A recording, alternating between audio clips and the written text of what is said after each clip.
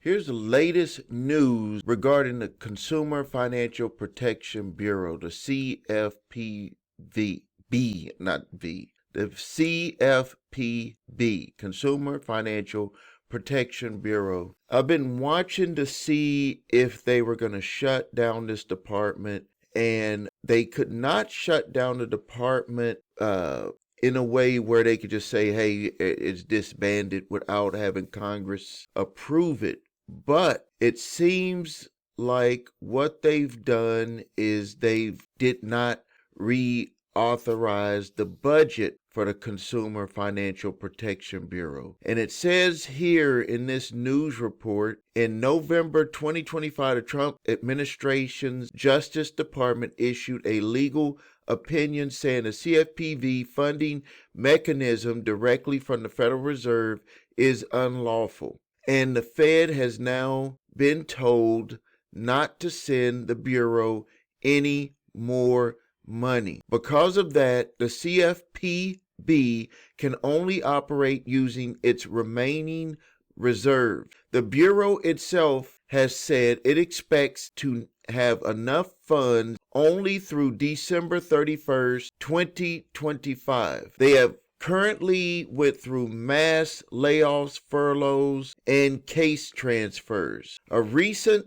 internal announcement reported that most of the CFPB workforce will be furloughed on December 31st, 2025, and the agency is transferring its pending litigation to the Department of Justice in anticipation of the shutdown. Acting leadership has also tried to lay off up to 90% of staff, although at least some of those layoffs are currently blocked by courts. In early 2025, a federal judge issued an injunction temporarily halting the administration's attempt to dismantle the CFPB, restoring fired staff and preventing further mass terminations while a union lawsuit proceeds. That ruling kept the Bureau technically alive, but it didn't solve the funding problem that was going to start in 2026. So the bottom line is the CFPB is technically operating right now. It is not yet formally dissolved by Congress, but if they have no funding and no funding is going to be approved, the Bureau says that it can only operate till December 31st, 2025, the end of this month.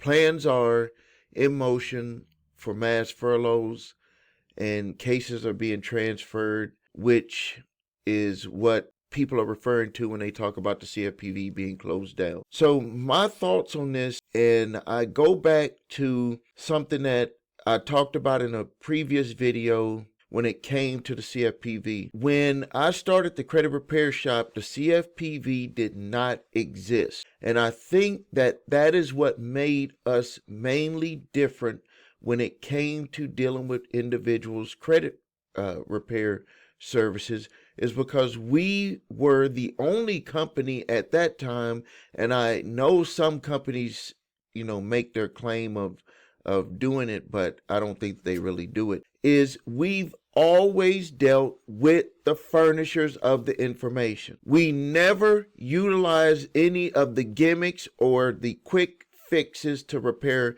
people's credit, because we want you to be able to have your credit repaired and not have to look over your shoulder because some company made you do something that was wrong, or a company just made big promises and they did illegal things to get your credit repaired. You better bet that, number one, there's going to be a lot of stuff that is going to be changing in this industry. No, the number one thing is that all of the agreements that the debt collection companies had with the way that they were going to send out the debt collection letters, you better bet that over time, it's not gonna happen overnight, but you can bet over time that those documents will go back to the way that they were before. When I say go back to the way that they were before, people did not always know who the original creditor was.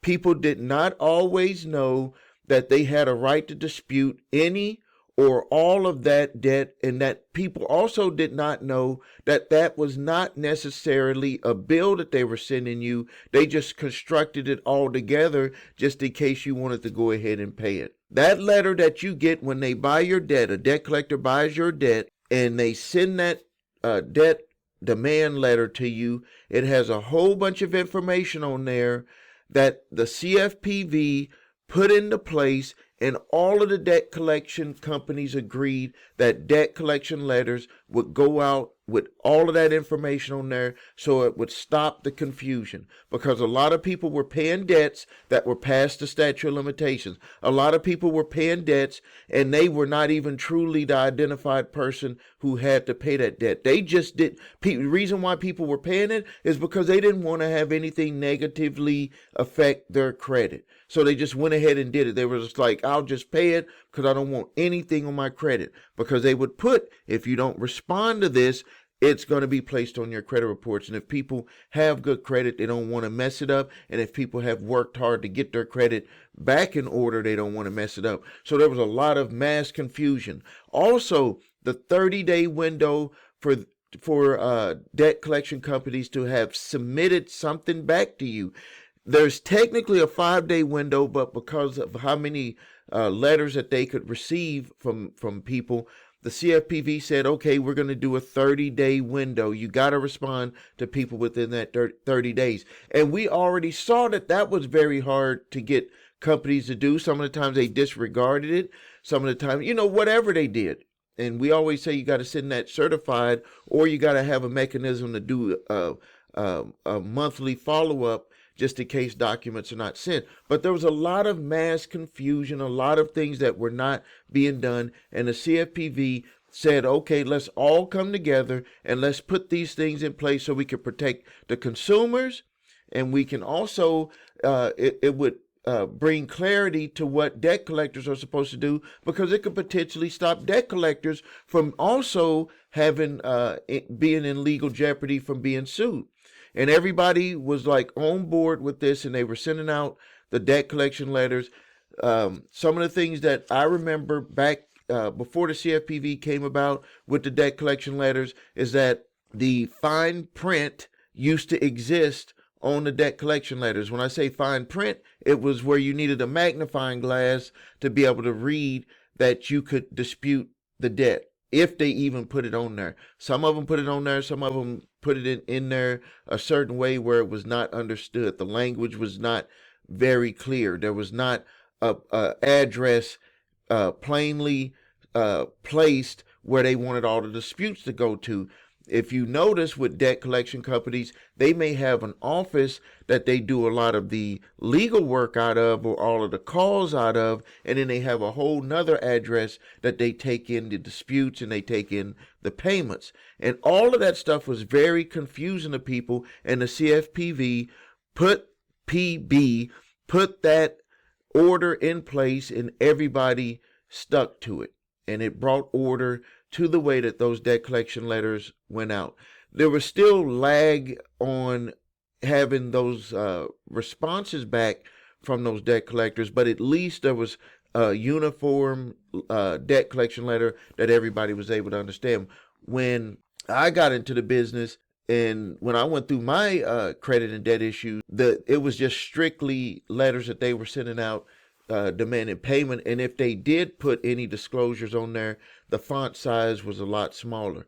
On the new regulations from the CFPB, all of the font sizes had to be the same. Some people don't think that that's a big deal. That is a big deal, because just like if you look at an advertisement or you look at a newspaper, what is the main thing that most people pay attention to? Or let's just say social media. What is the main thing that people look at? They look at the headline. They don't look at the details. That's what most people will do. So some of the other things that the CFPB has done that they need to be have some acknowledgement for was they had showed in January of 2025, earlier this year, that Experian was doing sham investigations when disputes were being sent in. Now, one of the major frustrations that individuals will have when they're trying to get their credit repaired is that information will be sent to the bureaus, and they're supposed to do legitimate investigations to make sure that that information was not inaccurate or it needed to be updated, whatever. But plain and simple, it was supposed to be an investigation. With the CFPB, they sued Experian for doing sham investigations. That's where they would just send out a letter stating that everything was looked at, that it was investigated, and it's going to remain the same. And they found that they were just basically throwing away millions of documents. They got sued, and they did not admit anything, but they did pay the fee, and everything moved forward. I could tell you from our experience, it seems that with the investigations, when disputes are sent in for our clients, that they do see, if they're done a certain way, they do seem to be responding appropriately now. Another thing was that the CFPB also fought hard with the Biden administration to remove medical bills. First, they did not want to put any medical bills on the credit reports. Republicans fought hard against that, and you could say that it probably would not be fair, even though there's a back and forth about medical bills, period. I'm not going to go too deep into that, but basically the Biden administration had a memo stating that they didn't believe that medical bills would establish the credit worthiness of an individual. And for me, I believe that it would, if they're going to have this medical debt and they're going to have to be paying on the debt. But they were like, they just had that feeling. And it ended up coming down to where they said, okay, well, how about if it's $500 or under? They were like, okay, that may be, because if you have a $500 medical bill, that shouldn't hold you from moving forward to be able to get a loan or to get a home. Another action that was taken was there were illegal billings of low-income Medicare recipients. This is one that I've personally had people call us about, where they get these calls. You see the commercials on TV, and they're asking people to call in and get this, sign up for the new Medicare plan and all of this stuff. And they were actually taking advantage of seniors. And we've had to help with some phone calls, or sending in paperwork documents to get stuff reversed, because whenever these companies and their agents, they sign up people, they get money from Medicare as a bonus for signing these people up, or they get it from their companies, whatever the way they get it. But this was a huge issue. There was also an issue that the Consumer Financial Protection Bureau took aim at inflated medical charges by debt collectors. And this was a biggie. If you look on my website at thecreditrepairshop.com, I have this one testimonial from the results that we got from an individual. And we had found, and you will see it has the same debt collector, probably about 30 different medical debts.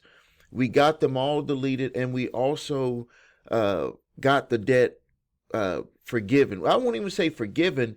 It was just where they wiped it out, because the charges, number one, after we did the investigation directly with the debt collector, they were bogus, because when they submitted the information to the medical provider, the medical bills were paid by the individual's insurance, but what they ended up doing was raising it and sending it out so they can make extra money, which is their prerogative on being able to do it, except for if they say that it is paid by the insurance, or if they are going to charge you anything after that, there is something that's called the No Surprise Act, which is where medical providers cannot have you take services without letting you know the cost, if your insurance is going to take it, or if there's going to be a bill that's going to come later. There can be no surprise. And with that individual, we had all of those medical debts, and we utilized that law to be able to get, number one, all of those debts. And I say forgiven because they're basically forgiven, but they were actually just wiped out, to where the medical provider took away, and there was no billing, on another thing that came to mind that CFPB had also did was there was some issues with debt collectors. They were making calls to individuals that did not owe debt. They put out of business probably there's like a huge list. If you search my video library in YouTube, you will see videos where I just ran down a list of debt collectors who were put out of business because they were sued by the CFPB. They actually handled those investigations. Another one that comes to mind was the student loans. Remember, if you go way back to in my library on YouTube, the IDDC or whatever college, it had Master P's son on there. Well, that college was shut down, and also all of the people, if they knew about it, we knew about it, and we were helping individuals get those student loans forgiven, because those places were just rip-off places. They were just basically getting people to sign up for the loans. They would get paid, and then they really, I don't want to say they didn't care, because I don't want to end up, having something come back on me on that. But it seemed, in some people's opinion, and from what happened with the forgiveness that was given, that the CFPB helped put an end to that stuff, and you don't see too much of that right now. Not to say that it's not going on, but one of the things that they had put into place with the Department of Education is that there was a long list.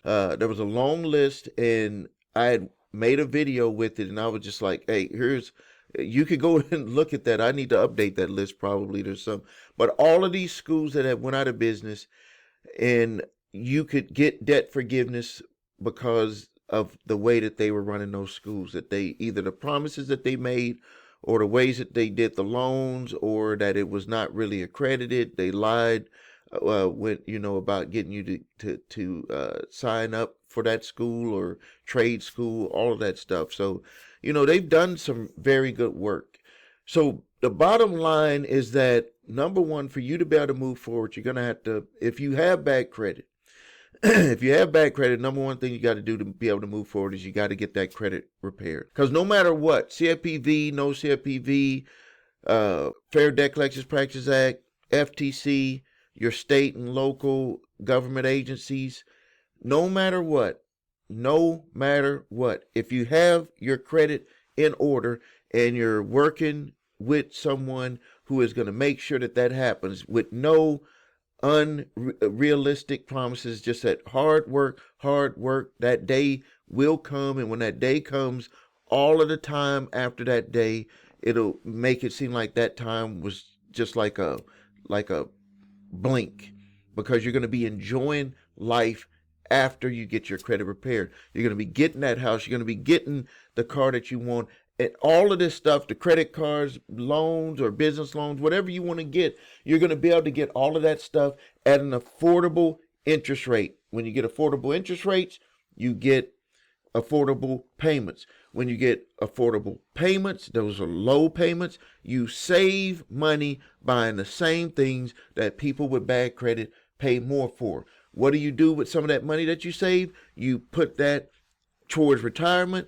You put that towards an investment account. If you're going to start a business, you put it towards your children, for them to start something for generational wealth, or just a head start for them when they turn 18. It just opens the doors for so many things that you can do to bring your family, to increase your family, because I know that you want to protect your assets, you want to protect your lifestyle, you want your lifestyle to go up, you don't want your lifestyle to go down, you don't want any surprises, you want to be able to move through life the way that you want to be able to do it, the way that you dreamed that it would work out for you. So if you want help with your credit, please visit us at thecreditrepairshop.com. Watch the video, What Makes Us Different, so you can see my 8-point validation process and my 2-phase settlement process. If you need your credit reports and scores, go to the website your3scores.com to grab your TransUnion, Equifax, Experian, credit reports, and all 3 scores. If you have debt collectors coming after you early in the game, grab my 3-pack of letters, or you can go to summersmaster.com. Links are below this video. The other thing, if you have debt collectors who are suing you, go to summersmaster.com, where you can get a court-ready response to every allegation and defense to help you win your case. Subscribe to my channel, post your questions and comments. This is Stephen A. Williams, president and founder of thecreditrepairshop.com.